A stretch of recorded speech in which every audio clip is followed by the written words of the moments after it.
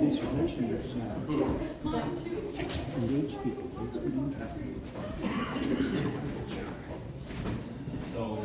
hi everyone, I'll introduce Max and Bernie too. Thank you all for coming. I do appreciate this. It's not an election period, so I'm very grateful to all of you. My name is Adrian Jakowski. I'm the national coordinator for the party, organizational stuff. That's Colton over there, our creative director. So if he's taking pictures and you don't want your picture somewhere, just make sure to yell at him and take my face out. Right? So over there we have our regional coordinator, Mitchell Foley, and up here we have Scott McPhee, one of our candidates of record. So thank you all again for coming, and it is my pleasure to introduce to you tonight and to answer questions, of course, Maxime Bernier, leader of the People's Party of Canada.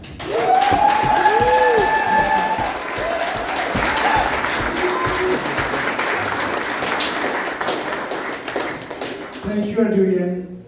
Thank you, everybody. I'm very happy, very pleased. We had a very great day here today. And also before, I was in New Brunswick. So what we are doing is simple. There is no election. Too bad, because I'm waiting for that. We are right now in Ottawa a socialist government. Trudeau and the NDP, and I can tell you that my goal is to be in Parliament and having real debates about our values and the priorities of Canadians, having a real discussion that we don't have. We've been cancelled by mainstream media, social media. I'll give you an example on Twitter.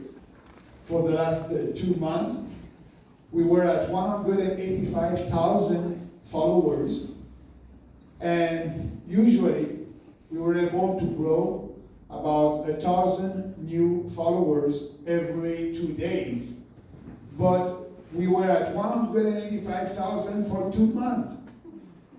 When we had that announcement about a new owner for Twitter that said Twitter would be a real free speech platform, I don't know what happened, but we grow from 2,000 new followers the first day.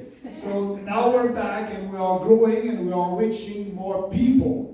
That's so important. And what we are doing here tonight is to be able to build our organization to be ready for the next election.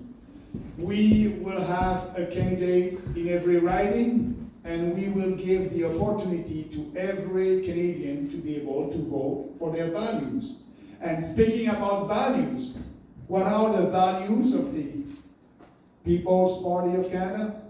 Simple. Individual freedom, personal responsibility, fairness and respect. But when we speak about freedom, for us it's not a slogan or a buzzword or a 5-second clips on TV. That's the reality. You need to walk the talk. If you believe in something, you must act. And that's what I did. That's what we did together. Together, we did it the last 2 years. And for example, last summer, I was in Manitoba just before the electoral campaign. And I did a rally in a park, a very nice park over there, a little village. And I had a discussion with the executive of our riding association there. We were 10 or 15% in the park, but they had a rule at that time that you have the right to have a meeting in a park outside, maximum of 5 persons with social distancing.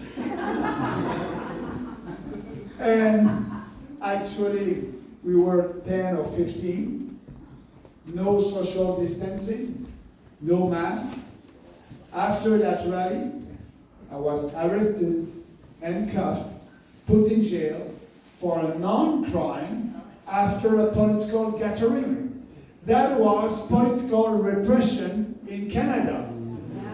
They did it because I was supposed to do a big rally in Winnipeg. So they had me in jail for 12 hours, so I was not able to do my rally, and that was the goal. They didn't want another point of view, a discussion about these mandates. And so they don't like, they fear the truth and the facts. That's why they are canceling us. And they did that in Manitoba. But actually, you know what happened after that? I was waiting for a date in court. You know, I didn't respect a rule. We were 10 instead of 5. By the way, I was the only one arrested. So I didn't receive any date for my hearing, and I'm still waiting for that. I want a hearing because that was illegal, unconstitutional, immoral, and I'm ready to fight. And I'm fighting right now also another case because the night of the election, that was a good night for us. Yes, we were not able to have a candidate elected, but that was a good night because we were the only party that was able to grow our support. And we did grow our support from 1.5% to 5%. The Liberals, the Conservatives, the NDP, they all, after the election, had less support than they had before. But 5%, that was important. And I want to thank you if you voted for us at the last election. And I want you to keep that habit because we are growing. And that was important to have 5%. Because at the first election, we had 1.6% of the vote. And for me, it's bizarre, but the first election in 2019, I was able to be on the stage and having a debate against these establishment leaders. That was okay at that time. But the second election, the 2021, the last one, they said, no, maybe too dangerous. Bernier would be maybe too popular. So they wrote a rule for a new leader, for a new political party. If you want to participate in the national debates on TV during the election, you need to have 4% of the vote. So right now we had 5. So I'll be there next time.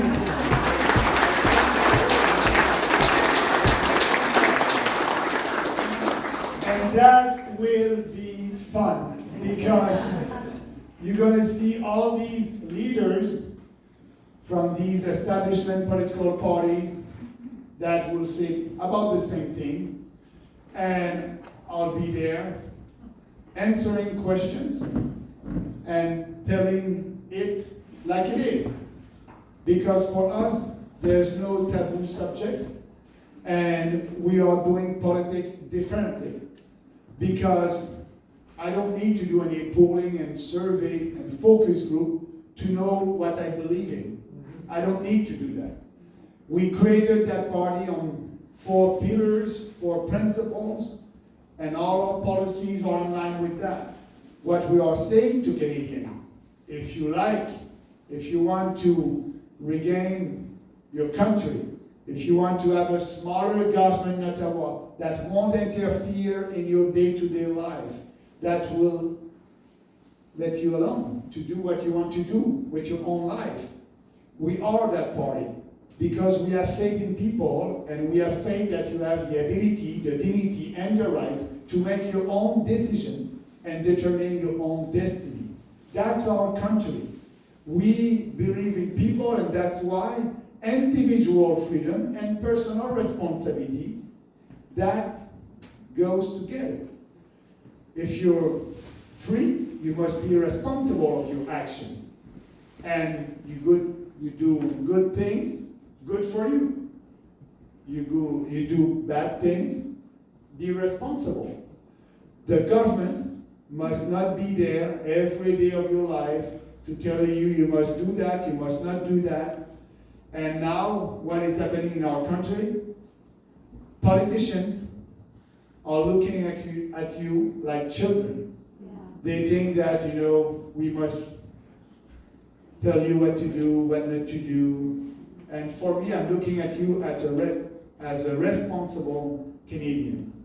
And I'm looking at you if you're a black, white, Jewish, Muslim, Christian. That's not important for us. You are a Canadian, and we are doing politics for Canadians, and we are putting you first. Not your gender, not your ethnicity, not the color of your race. That's not important. You believe in our 4 principles. You want to be freer in this country and more prosperous. Come with us. And I'll tell you an anecdote. At the last campaign, journalists from the mainstream media, sometimes they called us, and they did, and they wanted to know how many candidates we have for this campaign, in the beginning of this campaign. And we told them, 313 candidates on 338 ridings, so we were not able to have a full slate. But next time we will, because we have more time. And the second question is, how many candidates are black? How many candidates are transgender? How many candidates are Jewish? How many candidates are Muslim? All these questions. So we didn't answer the second question. And so the journalist called back and said, I asked all these questions to the other political parties, and I have all these answers. So I want to print that tomorrow. It will be in the newspaper, and I want you, that's your last chance to answer that. And she asked the question again about all that. And we said, we don't know. And she said, why? And we said, because we don't care.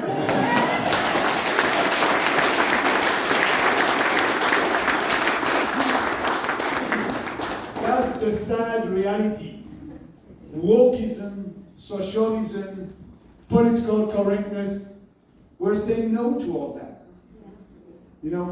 I believe when we started the party in 2018, the first tweet that I did as the leader of the People's Party was, there's no more political correctness for me.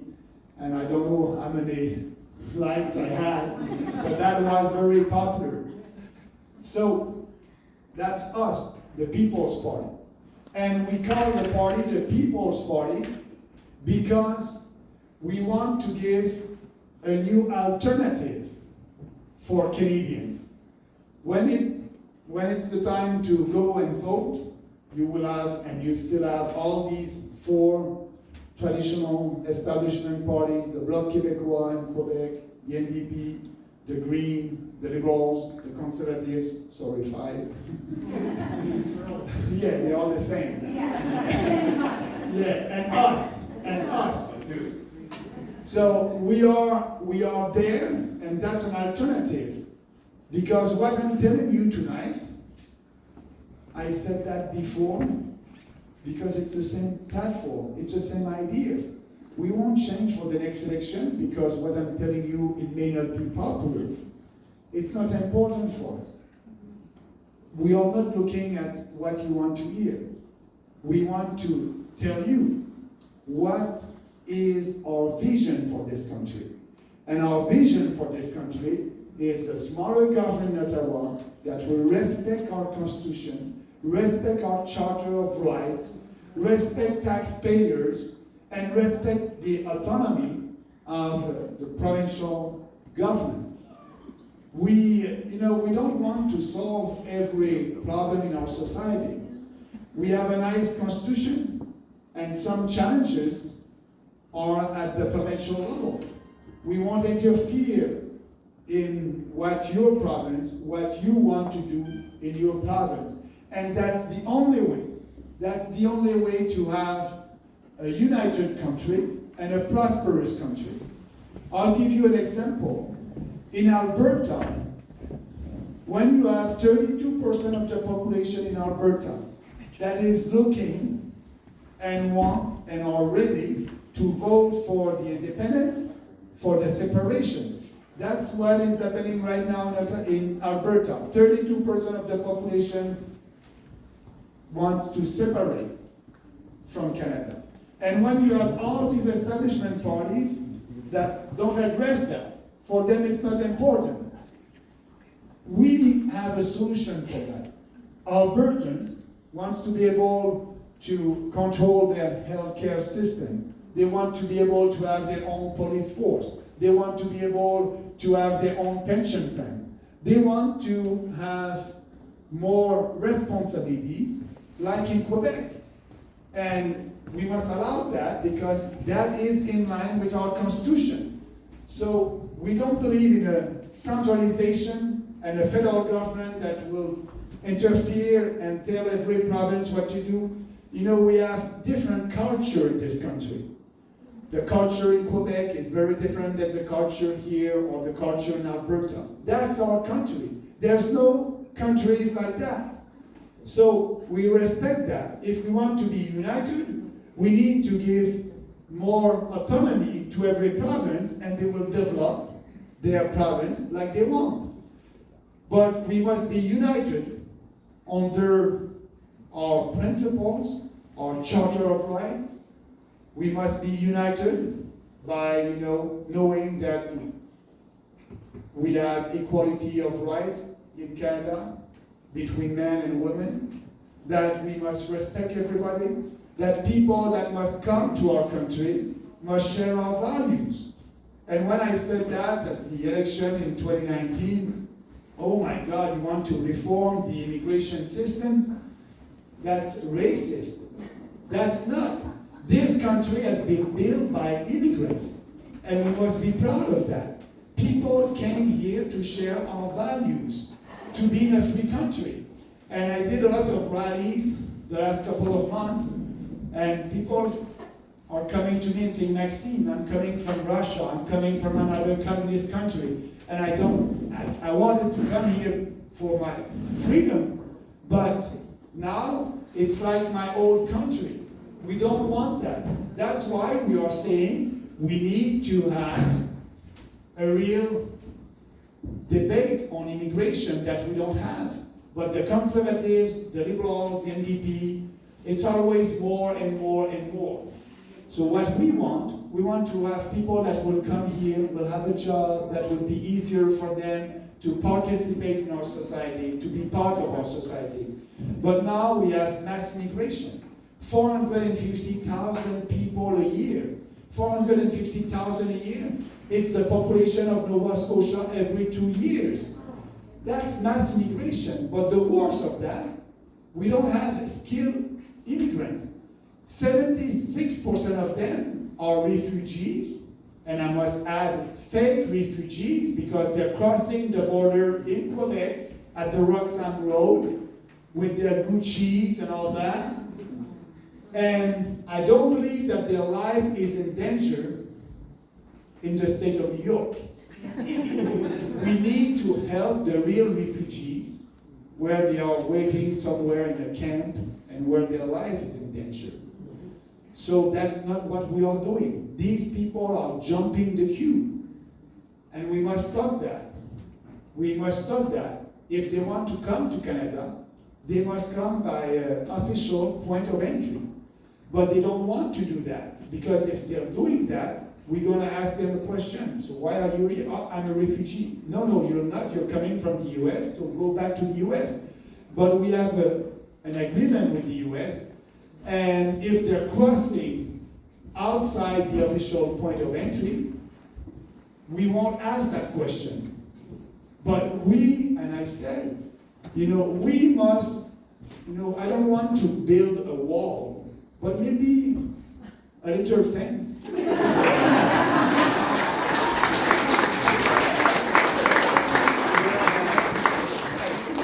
I know I was there at the Roxham Road, it's in Quebec, and I know you can build a fence, and you're there, you want to come to Canada, you will be welcome. There's an official point of entry over there, and just use that one.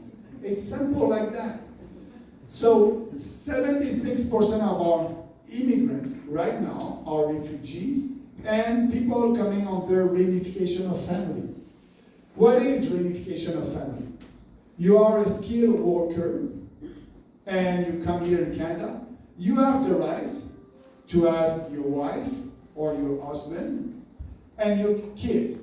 They have the right to come. But reunification of family, it's a bigger family than that. That means your sister, your brothers, your mom, your dad, grandmom, granddad, and they are not skilled immigrants. So what we must say, when you decide to come to Canada and to leave your country, that's a tough decision. And yes, you left behind some people that you love, but that's your own decision for a better life. And there's consequences to that. So what we had in the past, you can come as a skilled immigrant, you can have your immediate family, but not the brother, sister, and all that. Now that's happening in this country. So yes, for skilled immigration, we need to have people that can come here and work because we were not able to find a Canadian for that job. So, but not the whole family. And there's a cost for that as a society. So I want to have fewer immigrants instead of mass immigration, maybe a maximum of 150,000 a year. But the huge majority, if not 80% of them, must be skilled immigrants. And yes, we'll help refugees that will come, the real one, where their life is in danger. So that's not a revolution. We did that before. But for the conservative and the liberal and the mainstream media, that's a revolution. But when I delivered that policy, that speech in 2019, I was downtown Toronto, and the crowd was immigrants. Jewish people, black people, Muslim people, Sikh people, every race, every ethnicity, every religion. And they were very happy with that policy. Do you know why? Because they came in Canada long time ago, and that was difficult for them. That was a privilege to be a Canadian. And when they came here, they had to know at least one of our two official languages, English or French. And they had to wait. That was difficult because at that time we didn't have any mass immigration. Now they're seeing all these people coming, they don't speak English or French, and it's very easy, and for them it was difficult. And they came here and they share our Canadian values, and they're looking at that like us, and enough is enough. And that's coming from the UN, because the UN, and we signed that contract, that UN Migration Compact. For the UN, every human on the planet must be able to go in every country. Every country, they must be able to travel. You want to be a Canadian, you can be a Canadian. You want to be a French, you can go in France. That's the philosophy of the UN. We are saying no to the UN Compact on Migration, and this is our privilege to be able to choose who's going to be Canadian. We did that for the last 100 years. And why changing that? I think it was a successful formula. We need to do that. But if you speak about that, it's a taboo subject. You cannot. But you can count on us, the PPC, because we care about our country. We care about the future of our country.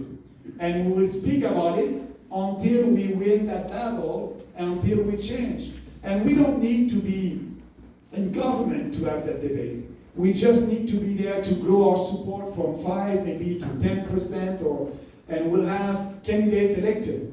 Actually, we had 140,000 people that voted for us at the last election.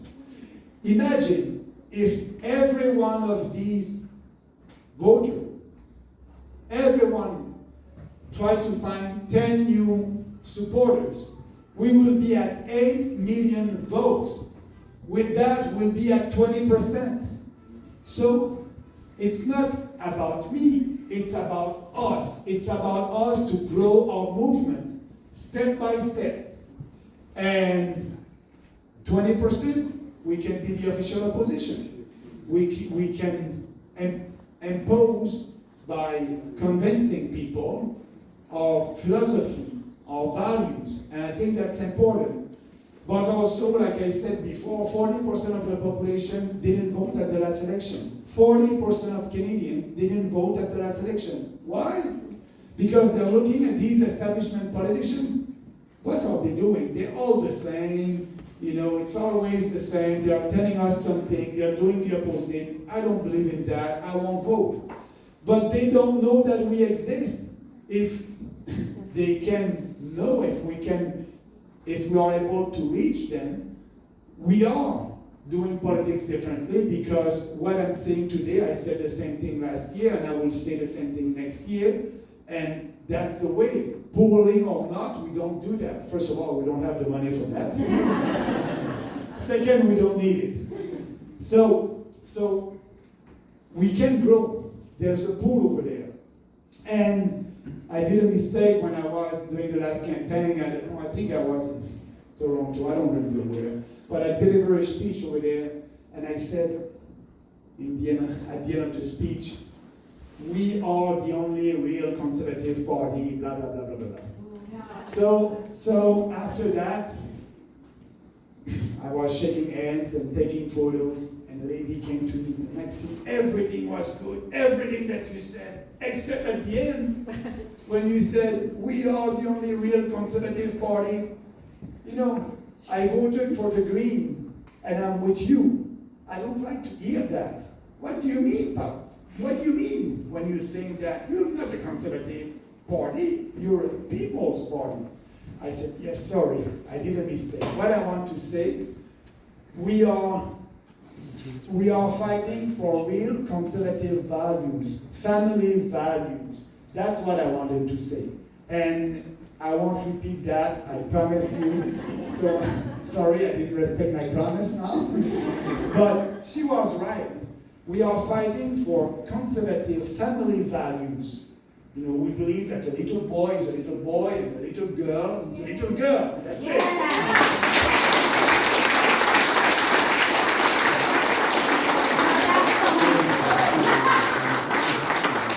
And that's based on science. And by the way, you don't have to believe in science. You don't believe in science. Science is not religious. Science is facts. So, and science changes over time because we discover new things.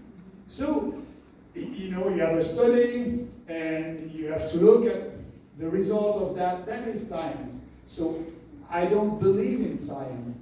I'm looking at science. I'm looking at the facts. And after that, we are taking our decision.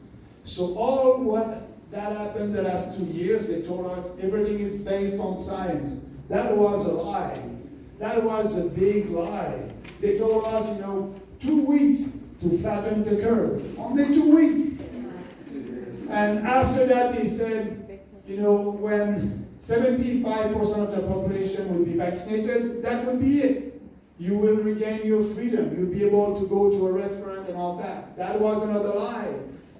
And they said 1 shot is enough, and after that you need 2 shots to keep your vaccine passport, and now they are looking at a 3rd shot, the booster shot.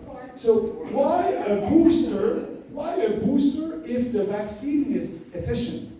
Why? You don't need I had a lot of vaccine. I traveled around the world. I was Foreign Affairs Minister, and I'm not anti-vaccine.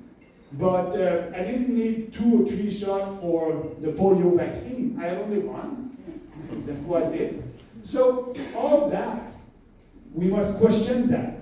And we are doing that actually.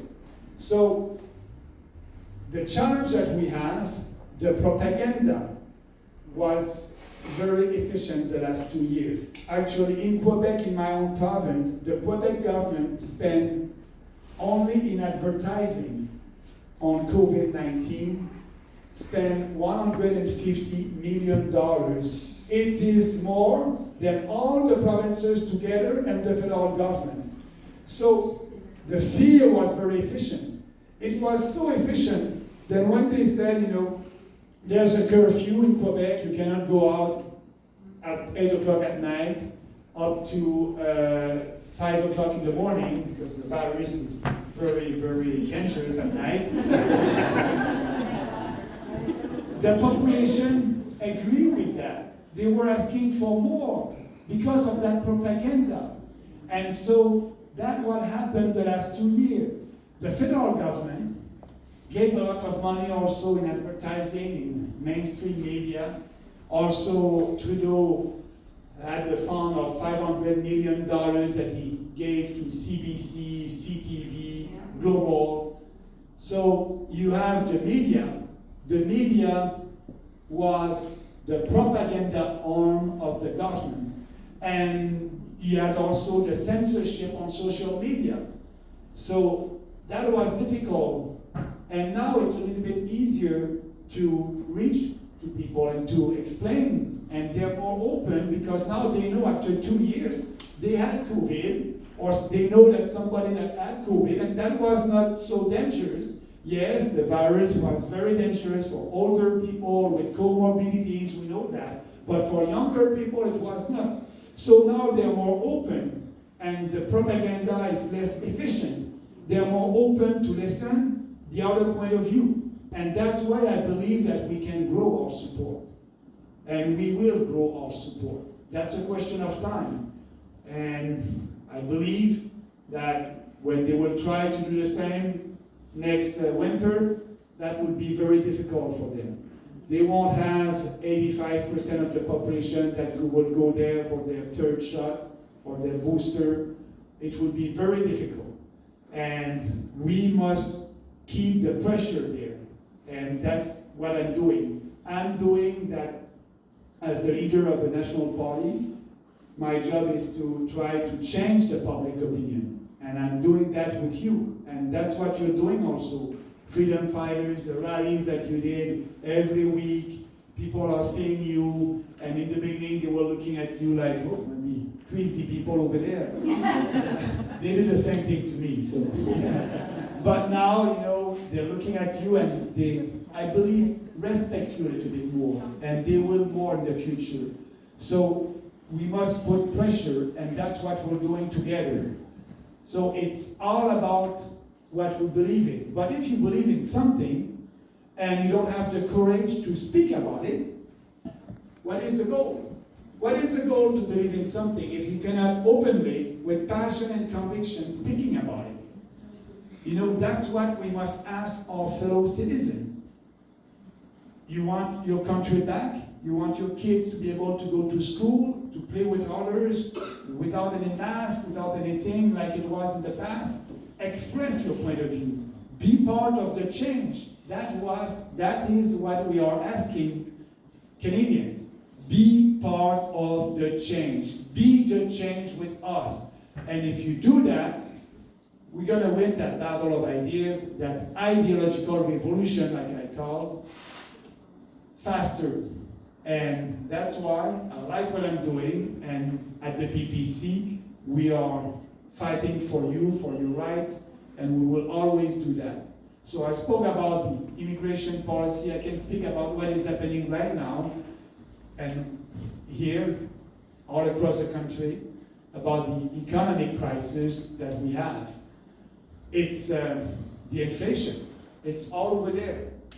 They are telling us that we have 6.7% inflation. That's another lie. Yeah. The reality, but just that. I'm reading the note here. There's a lot of people that have lost their jobs because of the COVID mandates, and I've seen a lot of people like that. Today, I spoke with you yesterday, and we said about that, because we had a lot of questions about that. We said about that, we are the only political party that said these people must be able to be reintegrated and fully compensated.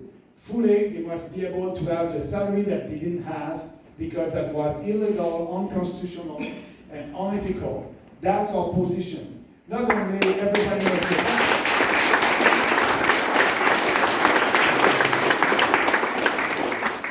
They must go back and they must have their salary back. So that's a strong position, and we will always push and argue for that. But I was saying about the inflation, the lie of the inflation. Actually, in the US, they're lying also.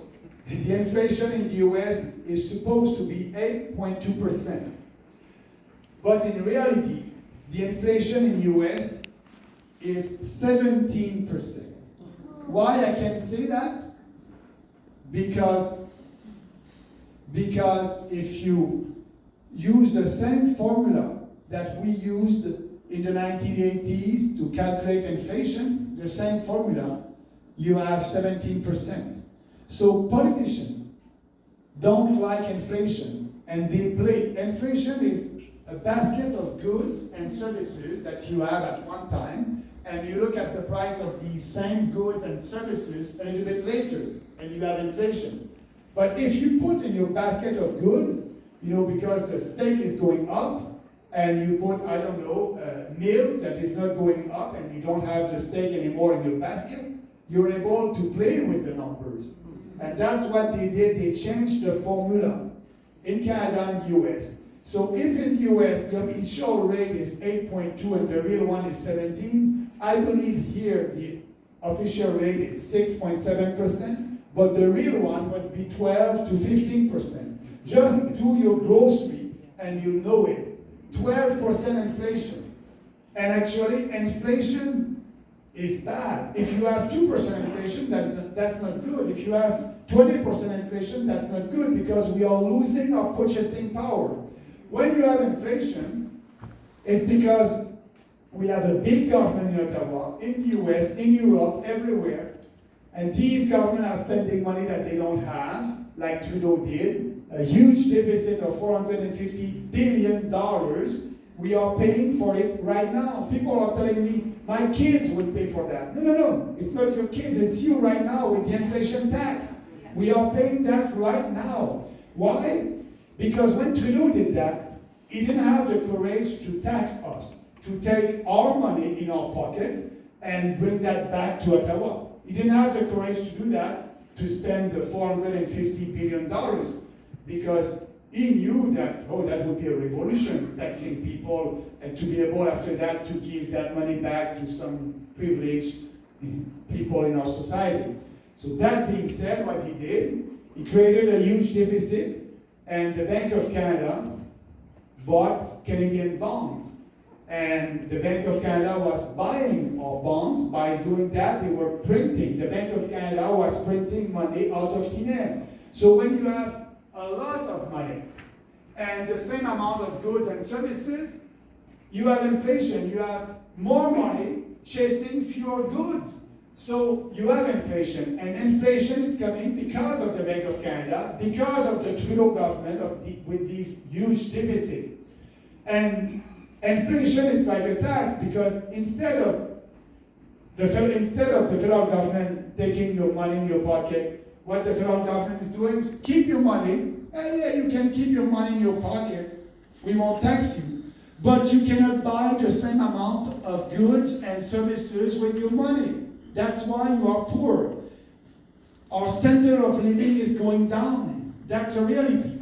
Everybody in this room today is poor, including myself, because our salary won't increase by 6.7% at least, when you know the inflation is 12 this year. I don't know if you'll be able to have an increase of 6.7%.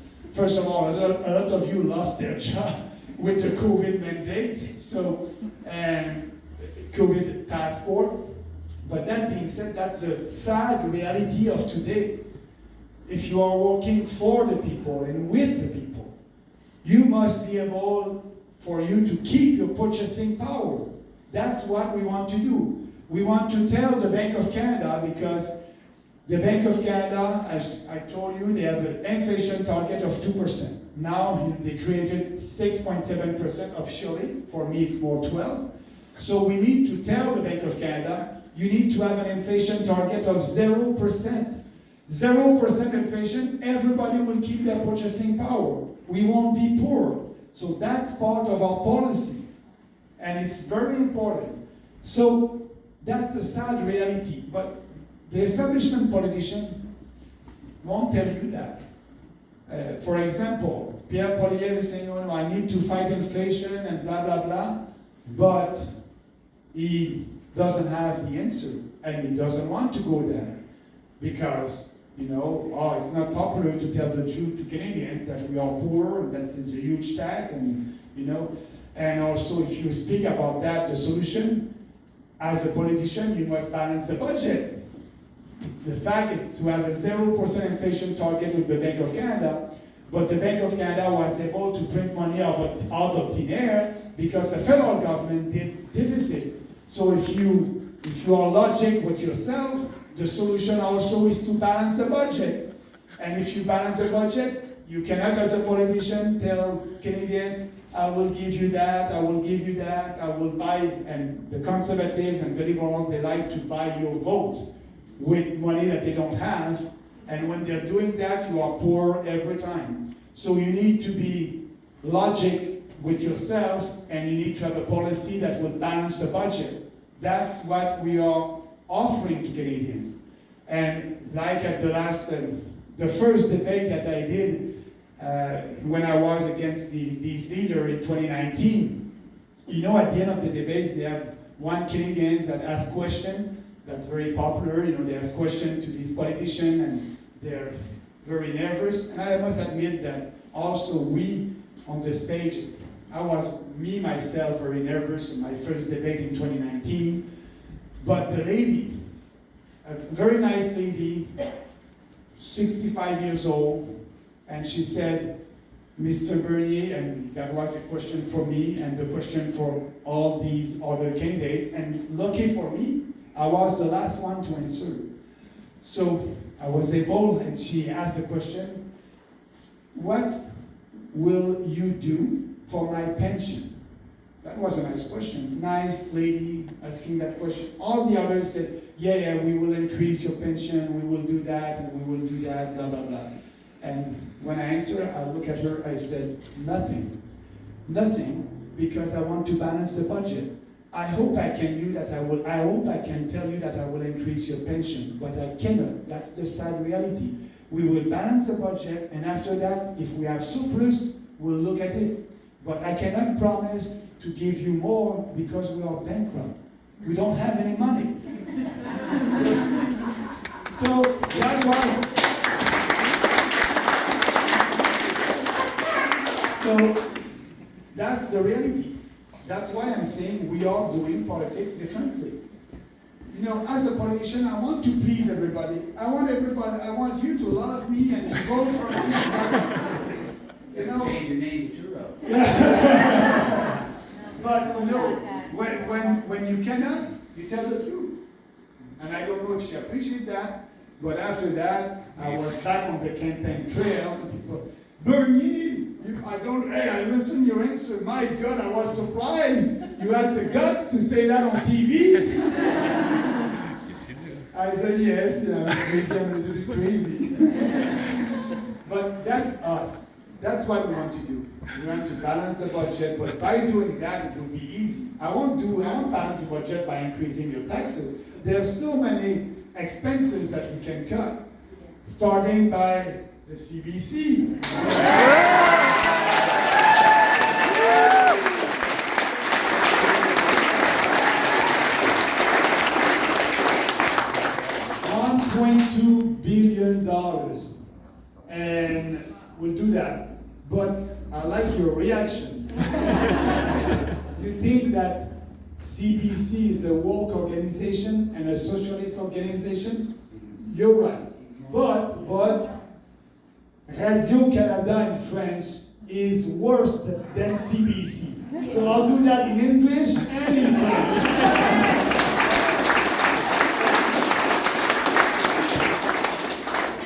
I'll be fair. You have to be fair. And same thing for foreign aid. We are giving $5 $5 billion to other countries to build roads in Africa and fight climate change in Africa. That's not our job. So we can save that. But I know Canadians, we are generous. We will give money to other countries when they will have an environmental disaster or a humanitarian crisis. We'll be there. But not to spend all that money to build a better country. We have to spend for Canadians first, and that's what we will do. We can save another $10 billion by cutting corporate welfare, all the subsidies that big corporations received. It's not fair. Do you believe that a small business here would be able to have a small restaurant or a small business would be able to have a grant from the government? No. They don't have money to pay for a lobbyist in Ottawa. They won't have any big subsidies like SNC-Lavalin or these big corporations.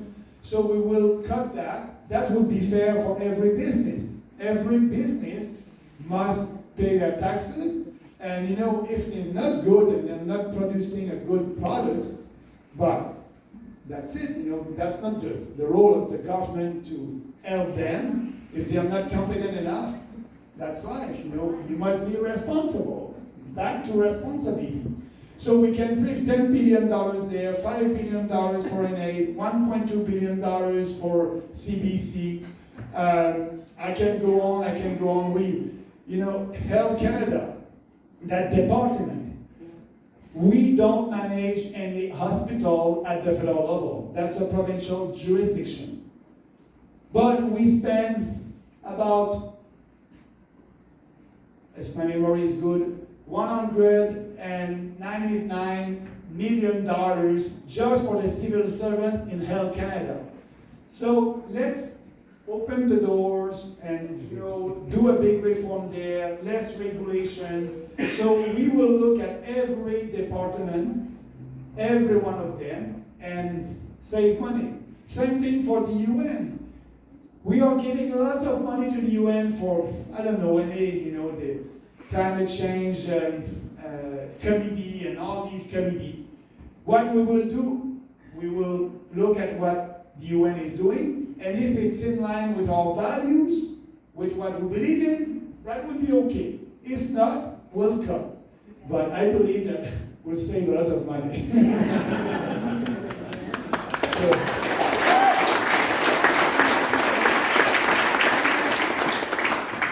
So speaking about the UN and international organization and globalists, you know, the World Economic Forum, and you may see on social media, Bernie is a globalist. Bernie was at Davos in 2008 and is, you know, like them. My opponents like to do that. There's a part of reality and also it's fake news. So where is the truth? First of all, you know, the World Economic Forum, it's a socialist organization. They want to control every government. They want to impose their vision. They're very successful in Canada with Justin Trudeau right now. And same thing with the UN. They have an agenda. They want to have, you know, a digital ID, that it will be easier to control what you're doing. A digital currency also. We are all against that. But why some people are saying, oh, Bernie may be a globalist because he was in Davos in 2008. Yes, I was in Davos in 2008 because at that time I was Foreign Affairs Minister.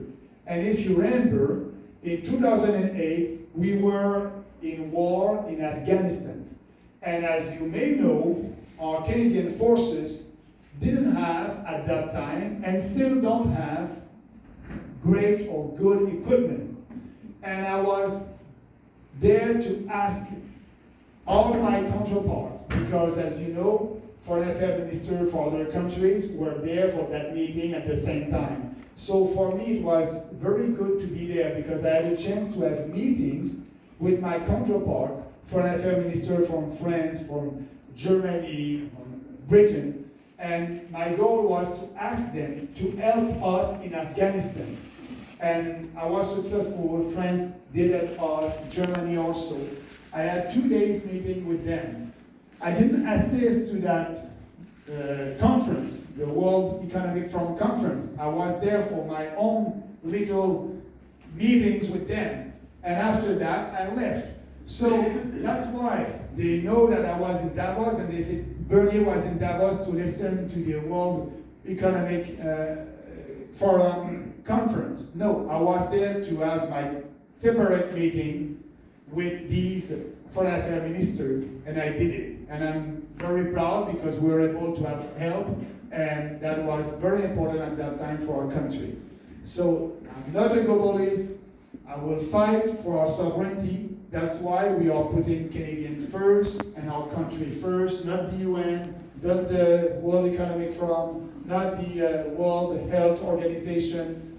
We will do policies with Canadians, for Canadians, and to keep our country freer and more prosperous. I'm saying freer because we have a smaller government in Ottawa, and when you have less government, less bureaucrats, and more freedom, you have more prosperity. When people are able to do what they want to do, you have more prosperity. So, about the globalists, we are the only party that won't do that. Actually, the conservatives are saying, I want to impose a carbon tax because we don't believe in carbon tax. But the most important question is not the carbon tax. Are you for the Paris Accord or against? We have a carbon tax in Canada because our country signed the Paris Accord. So we won't sign that Paris Accord, we want to impose a carbon tax.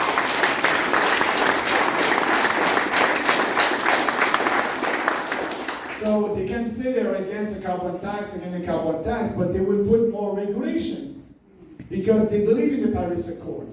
We don't. We don't want to deal with that. And actually, the environment, it's a shared jurisdiction with provinces. If your province wants to have a carbon tax, they can impose one.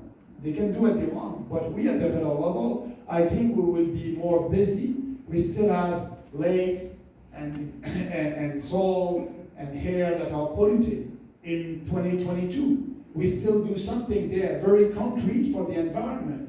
Like, the St. Lawrence River, the city of Montreal, that's a big, yeah. They're still doing that.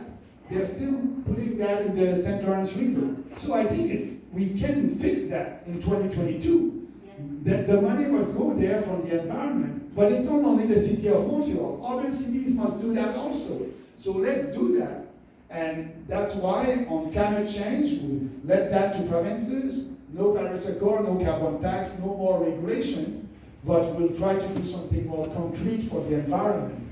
And the conservatives, what they're saying no for the carbon tax, what they're saying also at the same time is more regulation, because they want to achieve the Paris Accord targets that they won't be able to achieve it. They don't want to tell the truth because we represent, we cannot save the world.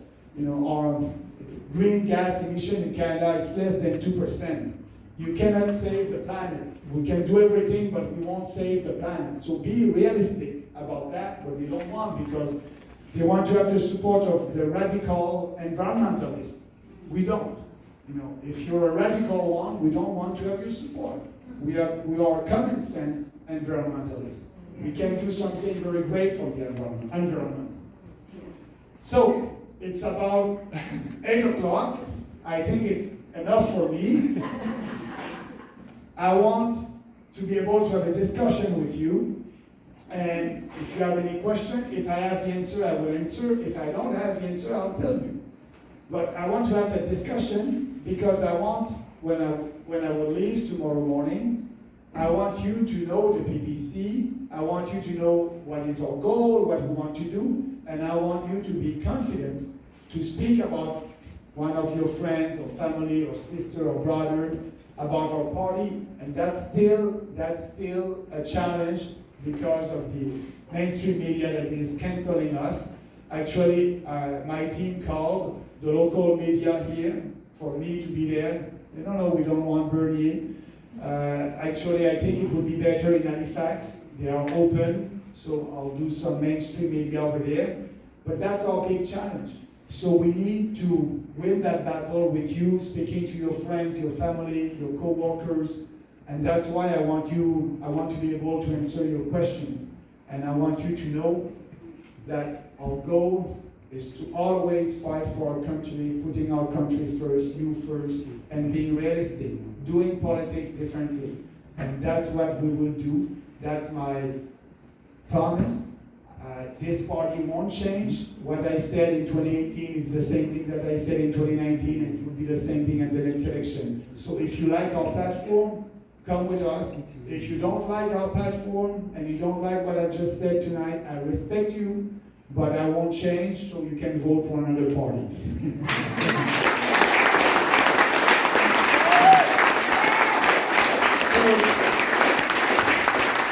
Who's going to ask the first question? Yes. First of all, welcome to PEI. Merci, thank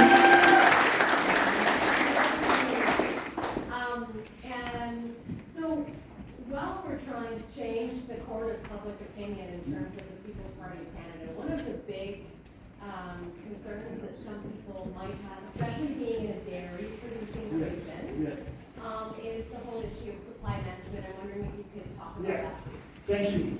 We are the only party that wants to get rid of supply management. And the dairy producer, the milk producer, the poultry producers, and also the egg producers, they are not happy with that. What we are telling them is, first of all, you have a very good product, very good one, and I know that you cannot compete with the US. If you open our borders right now, you won't be able to compete. So what we want to do, if we are able to do that reform, it's first of all, we need to pay back your quota. We need to buy your quotas. You have quotas, we need to buy them. The first challenge that we have right now, I spoke about balancing the budget. The cost of that will be $25 billion. And so my goal is to buy their quotas and giving them 5 or 6 years to put that money for being more productive and increasing their productivity. And after 5 years, you open the borders and they will be able to compete. But first, I won't be able to do that in the first mandate. I won't, because I don't want to spend $25 billion that we don't have. Our priority will be to cut, and balance the budget. So the reality, when I'm telling them, yes, it's part of our platform, but we won't be able to execute that in the first term as a government, as PPC, first of all. And so I was in Saskatchewan, I think it was after the electoral campaign, and I saw a dairy producer there, and he said, Maxime, I hate you, I didn't vote for you in 2019 because of that policy, and but I will support you this election. I said, why? He said, freedom unites us. And after that, I said, okay, that's more important for you, but this is what will happen. I told him I won't be able to do that reform. So we will have time to sit together and have a discussion about the best way to do that reform. He said, perfect, Maxime, I like it. And you know, my goal for them is I want them to be able to export their products. Now they're not able because their only market is the Canadian market. They cannot export. So what you have to tell them, yes, it is in the platform, but the first goal is to balance the budget and lower our taxes. We won't be able to do that the first mandate, and the cost is too huge. And Maxime is ready to sit with you and look at a way to do that transition. Thank you. Thank you.